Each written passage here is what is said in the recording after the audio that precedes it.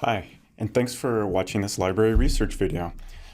In this video, I'm going to show you how to find databases using the library's website. I'm going to walk you through how to choose a topic.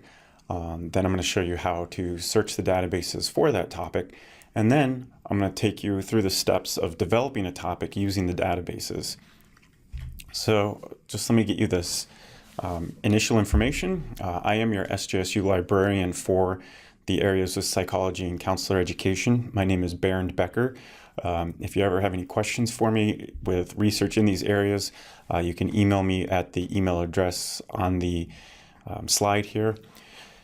The library's homepage is library.sjsu.edu, and I also want you to know the address for the psychology subject guide that I made for you, where I've put together all the library resources that support psychology research in one place, and that's libguides.sjsu.edu/psychology. So if you're watching this video, you're probably having to write a literature review. So let's first start by talking about what is a literature review. Simply put, it's just a summary of the research findings or scholarly articles on a specific topic. If you can see, I've bolded and underlined summary. That's really important. A literature review is just a summary of the research that's been done. You're not trying to prove A causes B. You're not running research experiments yourself. What you are doing to write a literature review is locating the research that's been done on a specific topic. And then your review is a summary of that research. Usually it's what's been found, how they went about studying it, the findings, conclusions, that kind of information. So don't make it harder than it already is. Just remember that a literature review is just the summary of the research findings or scholarly articles on a specific topic. So these research articles, they're found in scholarly databases. So SJSU has access to hundreds of databases. And in most cases, a database is defined by its subject matter. So for example, if you're doing psych research, you're going to probably want to start with Psyc100W. That's the database that's dedicated to psychology research. There's a couple more out there, just depending on your topic, that you might get connected to. One of those is Science Direct, which is a database with a science focus. There's also Medline, which is a database that has a little bit more of a medical science focus. And you don't have to memorize those. Just know that all the relevant databases for psychology research are listed on the psychology subject guide. So I have direct links there. One thing you need to know, these databases, you have to access them through an SJSU link. So it's not like you're going to go to Google and type in Psyc100W to get connected to Psyc100W. These are subscription-only databases, and you have to use one of our links to get connected to them. You can use either the catalog search box, and if you know the name of the database that you're looking for, you could type in Psyc100W. It'll bring you to a page that will connect you to Psyc100W. Or we have a articles and databases link on the right hand side. That's an A to Z list of all the databases that we have access to. You could click on P, for example, and get to the Psyc100W. Or you can visit the subject guide that I made for you by going to the subject guide box, using the drop-down menu to go to psychology, click go, and it'll take you to my page where I have all of those links. So just remember, databases have a specific subject focus. So whenever you're doing research, you have to know which databases are dedicated to your topic. If you're doing psych research, I suggest you start in Psyc100W, and then make sure that you use an SJSU library link to get connected to those resources. If you are off campus, it's going to ask you for your MySJSU sign-in information, and that's just to verify that you're a student. So if you're off campus, you'll have to put in your SJSU ID number and your MySJSU password, and then it'll get you connected to the library's database. So picking a topic, it might actually be one of the hardest steps in starting a literature review. It does take some time to find an appropriate research topic. Sometimes your topic is going to be too narrow and there's not going to be enough research out there to find and write a literature review on, or your topic might be too broad and you're going to have to narrow it down and focus it. I say start with a broad topic, and then you're going to use the research articles that you find to help narrow and focus your topic. And by narrowing and focusing, I mean you're going to be looking for measurable and specific factors or measurable and specific elements within your topic that are being studied. And then you'll find all the research that you can that's been done on those specific elements, and you'll start summarizing that, and that's what's going to make it into your literature review. So in psych, Usually the main topic is like a status, an event, a condition, or a phenomenon. Let's say like the issue of divorce. You see, that divorce might be your main topic. But then you have to start looking at where has the research gone when it's been looking at divorce. In psychology, there's usually the research focus might be a specific population or demographic, so a specific people group who are dealing with that main topic or issue. It might be specific status or a specific factor, or they might be looking at correlations, relationships between different factors within your topic. Right now, you don't need to worry about these very specifics, these elements of your topic. What you've got to just kind of focus on now is deciding on what is your main topic. And then I'm going to show you how to use the database to start tracking down these different elements that have been studied within your topic. So as you are researching your topic, okay, for a literature review, you're eventually going to find specific elements to focus on. So you've got to use the database to find out what those specific elements are. And the reason I'm saying that is you don't want to spend too much time in your head trying to come up with a great sounding topic. You have to make sure that that topic is something that's been studied, and you'll use the databases to do that. You've got to make sure that there's enough research articles out there for you to review in order for you to write a literature review. So before you commit to anything, I want you to take your main idea, preferably a broad idea, and plug it into the database and see what's been studied. And then you can start focusing on what specific elements you want to look at within your literature review. This is the database's main search screen. So once you get connected to the database, and in particular, this is Psyc100W, this is kind of what you're going to be working with. And I say always start with a simple keyword search. The first thing I want you to know and never forget is that the database has its own terminology. So you've got to learn what are the terms that the databases use for your topic. Sometimes that's going to be very cut and dry and very clear. So if we were talking about that issue of divorce in Psyc100W, Psyc100W uses divorce, the word divorce, to describe the issue or the main topic of divorce. So sometimes it's going to be very clear like that. But other times, it's not going to be so clear. So for example, let's say you were doing a research review on like the effects of alcohol on someone's grades in college students. Well, see that main issue of grades, that topic of grades, it's not called grades in Psyc100W. It's called academic achievement or academic performance. And it's important to know what the terms are for the data that the database uses for your topic, because everything in Psyc100W is organized around its own terminology. So anything dealing with academic achievement or academic performance, any articles out there that focus on that, those articles are going to be tagged with academic achievement or academic performance. It's not going to get tagged with the term divorce. So you've got to learn, how does the database talk about your topic? And I'm going to show you how to use the database to do that. So like I said, start with a broad idea and then focus it based on the research that you find. Let's just use this example, the benefits of therapy pets. Okay, so that's a broad topic. We're talking about those therapy pets. What are some benefits, or maybe what are some uses of them? So the first thing I need to figure out is, how does the database talk about that idea of therapy pet? That's my broad main topic. I got to figure out what are the terms that the database uses. Whenever you're running a search in Psyc100W, try to keep it to one concept per box. You're not going to type your whole research question or your whole topic into one search box. The database just doesn't work like that. It only works by main ideas. So you'll take the idea of therapy pet. All right. Now notice I didn't say one word per box, because therapy pet is 2 words, but it's one idea. So we've got to figure out, how does the database talk about therapy pet? And then we can start adding more terms in those other boxes. So if we were doing like therapy pets, and maybe we want to look at therapy pets and a certain disability. Okay, so we could do therapy pets and blindness. All right, so we would put therapy pet in one box and then and blindness in another. But before we jump the gun there, what we're going to first figure out is, how does the database describe that concept of therapy pet? Most of the stuff in Psyc100W is already scholarly peer-reviewed, but you're going to want to make sure that you always limit your results to scholarly peer-reviewed journals. Just do that for any academic database. They'll always have that option. Other databases also keep track of things like maybe book chapters or newsletters, magazines. You just want to you do not want to rely on those for a literature review. You want to limit it to scholarly peer-reviewed journals. So again, right now we're just trying to figure out, how does the database talk about our main subject, therapy pets? So you're going to put that in the box and then click search.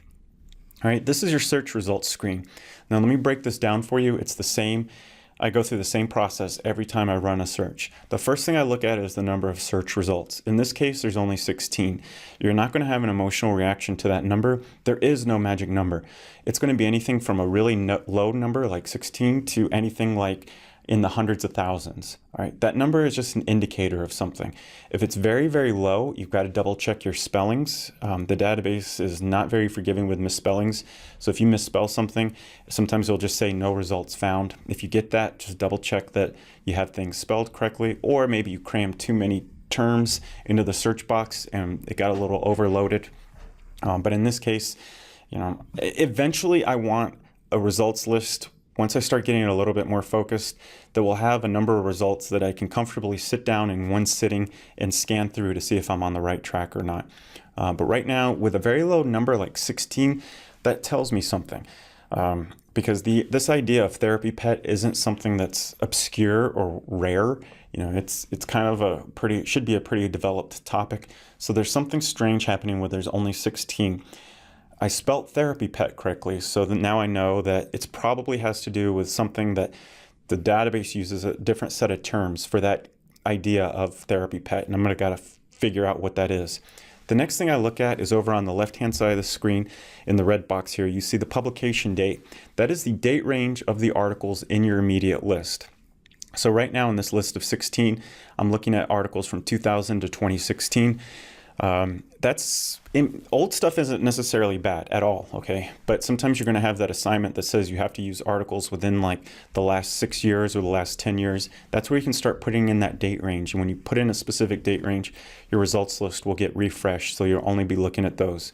If you forget to do scholarly peer-reviewed journal filter on that first page, you can always do it here in that checkbox. So one thing I want you to know about this results list is that the only reason number one is because it's the most recently published in this list. So right now, number 1 isn't any better than number 16.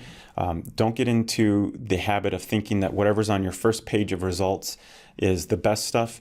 The only reason it's there is because that's the most recently published. Don't assign some arbitrary value to the number 1, 2, 3s in this. Again, it's just set in chronological order by most recently published to oldest published. Now, let's break down each of these little items right here. What you're looking at is the title of the article. In this first case, Sensory Stimulation for Persons with Dementia, a Review of the Literature. So that's the title of the article. Right under that is the authors and the citation information, where it was published, when it was published, in which journal. But look, right under that, almost every article in Psyc100W will have a subjects line. That is the official vocabulary of the database. That's the official terminology of the database for all the topics that are covered within each of those articles. So in this case, for sensory stimulation with persons with dementia, the subjects covered in this article are dementia, pharmacology, quality of life, sensory integration. All right? Now, what's really cool is that whatever's in your list, the database will then go through it and then create a filter for you over on the left-hand side. So you've got to start really getting used to working with database filters. That's going to help you start narrowing and focusing your results list. So in Psyc100W, whenever you have more than like 10 or 15 articles, on the left-hand side is going to be a filter called Subject Major Heading. You're going to have to scroll down a little bit. What the database did is it went through everything that's in your results list, and it looked at all of the subject terms that got tagged to all of those articles, and it creates a list of those subject terms that are showing up in your results list here under Subject Major Heading. Okay, so this is articles that have been identified as the major topic or the major subject of each of those articles are going to start showing up there. On the left, all you're going to see is the top 6 most reoccurring subject terms. You need to click on Show More, and this window will open up, and it will show you all the subject terms that are showing up in your results list. Okay, so it's important that you don't just look at those first 6. Click on Show More so you get this window, and you'll see everything that's showing up. Now, when you're looking at these subject major heading terms, look to see if there's a match for your topic, or it might be a different way of addressing your topic. So for example, I did a search for pet therapy, but what I'm actually looking for is, I don't see pet therapy in this list, but I did see something that is a synonym for it, right? It's the same idea, but it's the way that the database talks about it. So Psyc100, instead of using pet therapy, it's called animal-assisted therapy or therapy pets. I think I did more therapy pets. So instead of therapy pets, there's animal-assisted therapy. So what I have to do now is redo my search results. But this time, instead of therapy pets, I'm going to change it to animal-assisted therapy and run that search again. That's going to make sure that I capture everything in Psyc100 that's been tagged with animal-assisted therapy. Now, you can take this one step further, and if you use the official terminology like animal-assisted therapy, from the drop-down menu next to that box, you can select the option for major word in the subject heading. So then you're forcing the database to look for that term or phrase, animal-assisted therapy, and you're looking to see if where it shows up in any articles that have been tagged with that. And you can see now that this results list went from 16 to 443. That is 443 articles where animal-assisted therapy shows up in the subject lines for all of those articles. And what I've done is I've captured all of the articles that are dedicated to animal-assisted therapy. So now I have a new pool to work from, and within this 443, I can start focusing now on something very specific within animal-assisted therapy that I want to dedicate a literature review to. I run through the same steps again. I look at the number of results I have, 443. Then I look at my date range. In this case, we have 1988 to 2017. So I only have something from number 443 on here is from 1988. And the most recently was 2017. All right, so that kind of gives me the date range that I'm working with. And now I can start identifying some specifics, factors or specific elements to focus on within the research that's been done on animal-assisted therapy. And I'll do the same steps again. Now I'll go back to subject major heading, and I'm going to click on that show more link again. And now I have a new list of terms. These are all the terms that are showing up within articles that have been tagged with animal-assisted therapy. And you can kind of use this as a guide to learn about different areas of research that's been done within your main topic. So within this animal-assisted therapy, there's research on horses, autism spectrum disorder, pets, dementia, intervention, psychotherapy, mental disorders, treatment effectiveness evaluation. Your literature review isn't going to cover all of those things, but you want to find some specific elements within animal-assisted therapy that you can dedicate the literature review to. So in this case, I'm going to look at animal-assisted therapy as it relates to dementia and nursing homes, because nursing homes and dementia, we're kind of talking about a people group there, right? Those are typically older adults, or the elderly. So we're kind of now narrowing the topic from animal-assisted therapy to animal-assisted therapy, probably with elderly or geriatric patients in nursing homes who are dealing with this issue of dementia. You can start exploring your topic by clicking on those and clicking update, and what will happen, your results will now include only articles dealing with the filters that you've identified. So in this case, I'm working with animal-assisted therapy, dementia, and nursing homes. When you start adding filters, check to the left, and you can see in the box that I have in red here, it'll keep track of the different elements that you're looking at. So let's say I'm looking at dementia, nursing homes, and animal-assisted therapy. I'm looking at those 37, and I'm like, I don't know if I want to go down that track. That's fine. Just X out those, and it'll refresh your results back to just animal-assisted therapy articles. And you can then look at maybe a different track or a different focus that's been going on within animal-assisted therapy. But in this case, I now have 37 articles that are dedicated to animal-assisted therapy, dementia, and nursing homes. That is a nice specific focus for a literature review. Now I'll look through those 37 articles and start seeing if there's enough out there for me to build a collection of and review for a literature review. Now this is where I'll really take the time and start going through each article and seeing if I'm on the right track, if this is a topic that I want to pursue for a literature review. So what you'll have to do, you'll have to actually click on the article's title and you'll get to the articles page. Every article in Psyc100 has a page like this where you have the title, you have the authors who wrote it, the citation information. But make sure you check out the abstract. The abstract is what's going to tell you who was studied, what was studied, how it was studied, and then the findings and conclusions. That's the real summary of the article. That's what you want to base your decision on, whether or not you want to pursue this article or not. Don't make any judgments based on the title of the article until you really look at the abstract, and that's what's going to tell you if this is something that you're going to want to pursue or not. There's some other things on this page that are also really helpful. Look to see what subject terms got tagged to that article. That might help you find some more key search terms to use. Another thing to pay attention to is every article will have a cite button on the right-hand side of the page. You can click on that and pull up the APA recommended citation. Now, don't ever just copy and paste the citation into your references.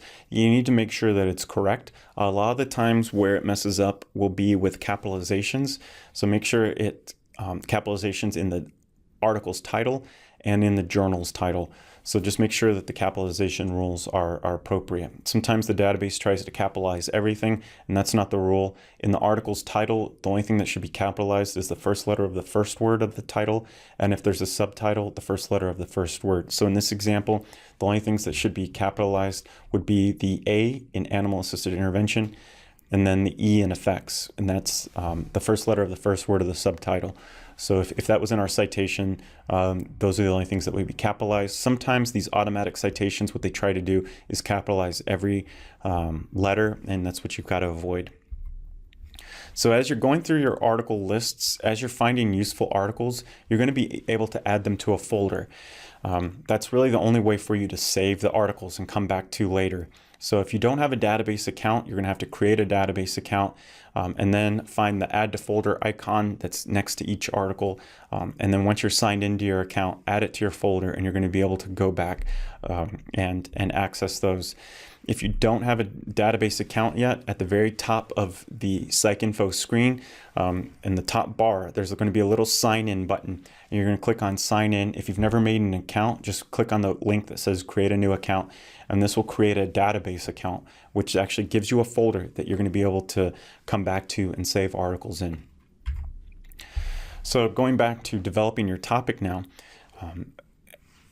like I said, it's going to be something that develops over time. You're not going to find all the articles in one day or in one sitting, and you're also not going to be able to identify your specific topic in just one sitting. It takes time. It's going to evolve.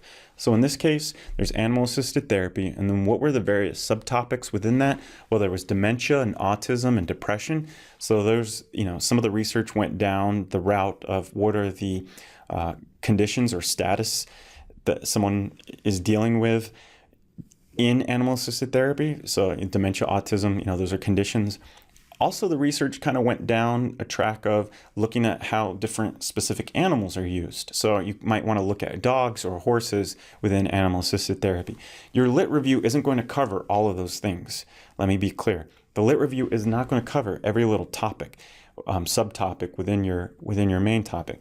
But what you have to do is, as you're looking at the research, start identifying what's something that's been studied a lot, and start pulling those articles and using them as your literature review focus. So let's say you have to have 15 articles, and in this case you might be able to find 15 just on ways horses are used, or you might find 7 articles dealing with animal-assisted therapy and dementia, and then 7 articles dealing with major depression. You might be able to combine some subtopics like that, but don't be overwhelmed and think that you have to cover all the subtopics. That's where you're going to have to focus it. And as you learn about the research that's been done on your topic, you're going to adjust your topic so it reflects the stuff that you're finding. Remember, we started very broad, the benefits of therapy pets, but then after a day of searching and kind of looking to see what's happening within the research, the final topic might be something more like animal-assisted therapy as an intervention in dementia disorders. So I have my main topic, animal-assisted therapy, how it's being used as an intervention, and then what's being focused on within that intervention, dementia disorders. So that's something that now will shape up to be a pretty solid literature review topic. As you're going through the databases, some of the articles are going to be immediately available, and you'll see this PDF icon. You're going to be able to click on that, and you'll pull up a basically like kind of a scanned copy of the article where you can download it to your computer, to a USB drive, or just print it. If you don't see that PDF icon, you're going to see a Find It button. You've got to click on the Find It button. Just because the PDF isn't there, it doesn't mean it's good or bad. It just means that another database might have the scanned copy. So you might have found the article in Psyc100W, but there's a Find It button. You've got to click on it, and it'll open up the library's catalog to see if that article that you're interested in is in one of our other databases. If it is, it'll provide a link to the database where it should take you right to that page in the database where you can grab the PDF. If you click on the Find It button and it does not redirect you into another database, you're going to have to order it through interlibrary loan. It's called ILLiad. An ILLiad link will appear on the catalog page after you sign in with your SJSU ID. Right? And that usually takes about anywhere from a couple hours to a day or two to process an ILLiad order. If you have any problems with that, you can email me and we will figure out kind of what's going on. So that's it for this video. I just kind of wanted to give you the overview of the process. In the next video, I'll demonstrate this through some live demonstrations. So if you want to see some more steps about more specifically how I put these steps that I just described into action, watch the next video and I'll walk through each step in developing a topic and finding articles for that. Thanks.